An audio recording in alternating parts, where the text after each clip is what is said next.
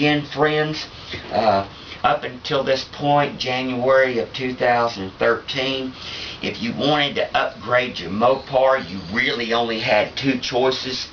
You needed to round up original components, of course, is always the best. Get those rebuilt and restored, and voila, you have a great performing Mopar. The other alternative that we've had to do these last few decades is go to the aftermarket.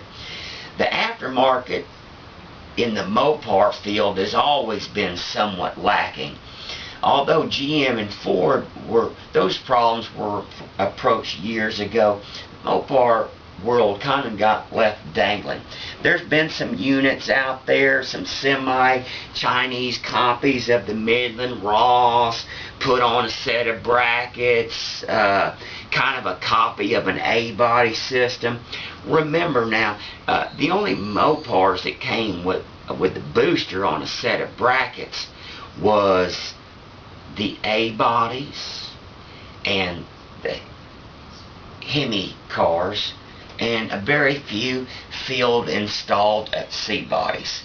So these low performing boosters often typically made it up to a Corvette master cylinder or an 1 1/8" master cylinder.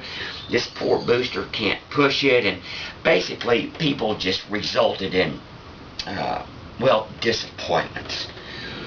Well, here we reach a new era, and if you'd asked me 3 years ago, I would have told you, no way, this stuff is not going to be redone. It's way too expensive. These stampings and castings, trying to stamp that bad boy out, super expensive. We did have a person step up to the plate. His name's John, lover of brake components and helping out the world in general.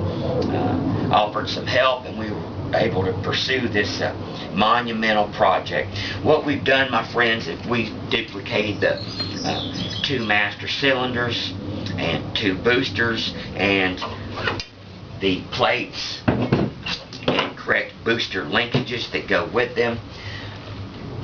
This is the brand new 2nd generation stuff, my friend. If you'll notice right here, this is the original double hump. And this is the 2nd generation model. You'll notice the beautiful lid. The plating is original. 1-inch bore. This is a brand new casting throughout.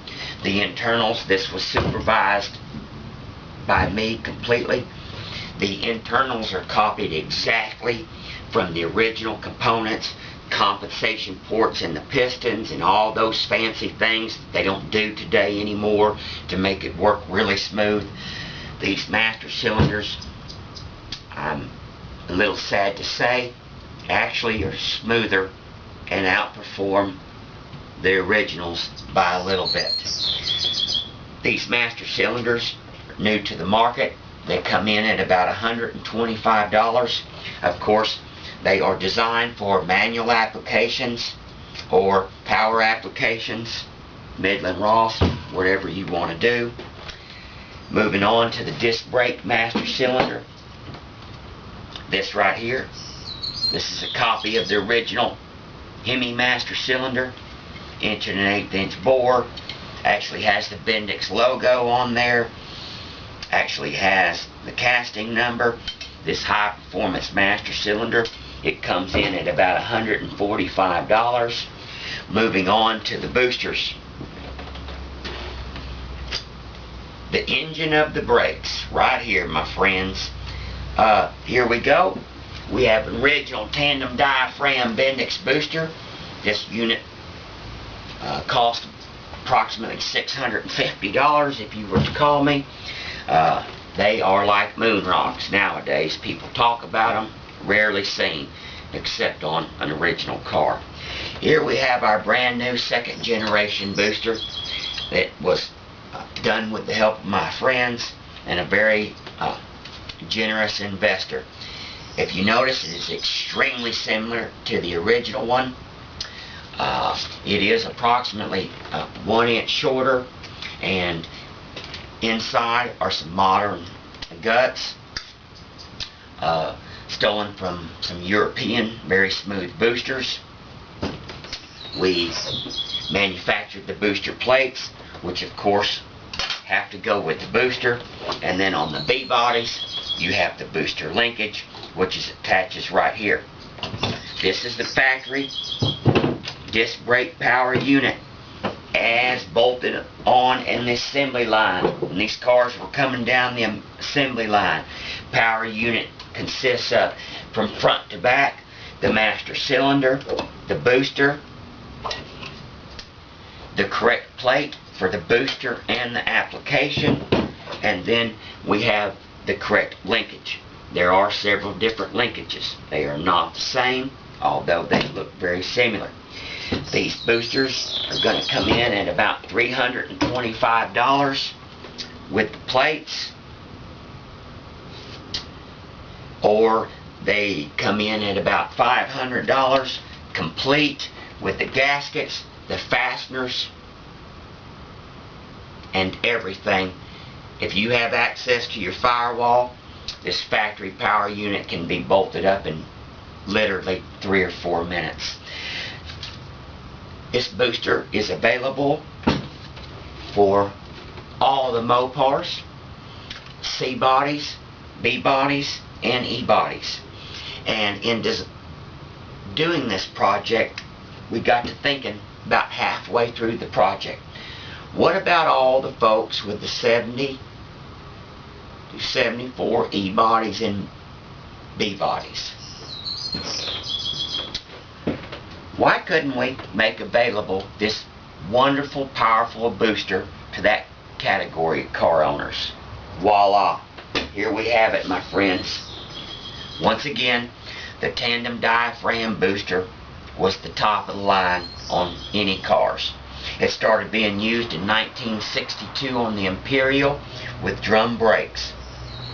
What we have done, my friends, and the Hemi cars, of course. What we have done is we have an E and B body booster with the correct stud pattern as the originals. We've duplicated the plate, and we have duplicated the E and later B body linkage exactly. So friends, for all of you out there with your 70 through 74 E bodies or your 71 through 74 B bodies, we now have a super power brake unit for you folks. Once again, take this super powerful disc brake master cylinder, couple it with the tandem booster, couple it with the correct plate and the linkage. We have a power unit, high performance unit, direct replacement, exactly as it would have come off the assembly line if Mopar hadn't cut the budget. This is what we would have seen, 70 through 74 also. Well, friends, I hope I was able to assist you, shed some light. There's lots of misinformation out there.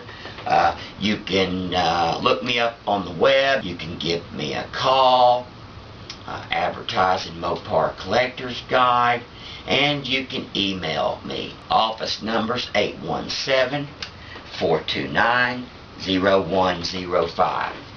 Try to be as available as often as I can. I'm here to answer your brake questions and help you out of any quandary you may be in. Thank you, my friends. Have a good day. God bless America.